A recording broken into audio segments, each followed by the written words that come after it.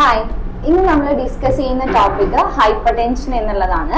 നമ്മൾ hyper tension code ചെയ്യുന്ന സമയത്ത് പേഷ്യന്റിന് ഹൈപ്പർ ടെൻഷന്റെ കൂടെ അഡീഷണലി ഹാർട്ട് ഡിസീസോ അല്ലെങ്കിൽ ക്രോണിക് കിഡ്നി ഡിസീസോ പറഞ്ഞിട്ടുണ്ടോ എന്നുള്ളത് നമ്മൾ ചെക്ക് ചെയ്യണം.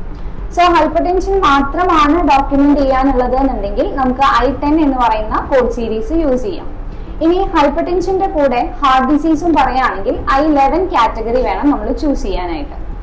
ഇനി ഹൈപ്പർ ടെൻഷന്റെ കൂടെ ഹാർട്ട് ഡിസീസിന് പകരം CKD ആണെങ്കിൽ I12 സീരീസിൽ നിന്ന് നമുക്ക് കോഡ് ചെയ്യാവുന്നതാണ്. Hyper tension plus heart disease plus CKD ഇങ്ങനെയാണ് ഒരു ക്വസ്റ്റ്യൻ വരുന്നതെങ്കിൽ നമുക്ക് I13 സീരീസും യൂസ് ചെയ്യാം. ഇനി നമുക്ക് ഓരോ കേസ് ആയിട്ട് നമുക്ക് സ്റ്റഡി ചെയ്യാം. ഒരു പേഷ്യന്റ് ഹൈപ്പർ ടെൻഷൻ ഉണ്ട്, ഹാർട്ട് ഡിസീസ് ഉണ്ട്, ഹാർട്ട് ഫെയിലിയർ ഉണ്ട് എന്ന് പറയാമെന്ന് വിചാരിക്കാം. സോ നമ്മൾ എങ്ങനെയായിരിക്കും കോഡ്സ് സീക്വൻസ് ചെയ്യുന്നത്? ഫസ്റ്റ് നമുക്ക് I11 കാറ്റഗറി നമുക്ക് യൂസ് ചെയ്യാം അല്ലെ, ബിക്കോസ് പേഷ്യന്റിന് hypertension plus heart disease ഉണ്ടെന്ന് മെൻഷൻ ചെയ്തിട്ടുണ്ട്. ഇനി ഹാർട്ട് ഫെയിലിയർ ഉണ്ടെന്ന് കാണിക്കാൻ additionally we need to use I50 category.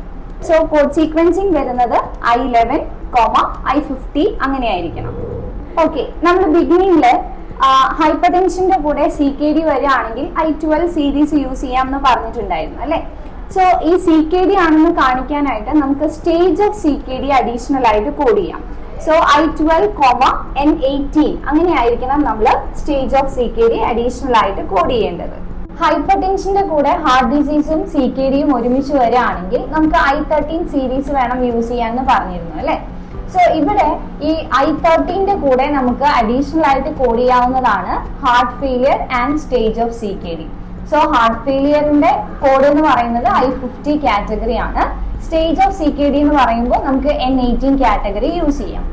So I13, I50, N18 ഈ ഒരു രീതിയിലായിരിക്കണം നമ്മൾ കോഡ്സ് സീക്വൻസ് ചെയ്യേണ്ടത്. സോ ഇത്രയും കാര്യങ്ങളാണ് നമ്മൾ ഹൈപ്പർ ടെൻഷൻ കോഡ് ചെയ്യുമ്പോൾ പ്രത്യേകം ശ്രദ്ധിക്കേണ്ടത്.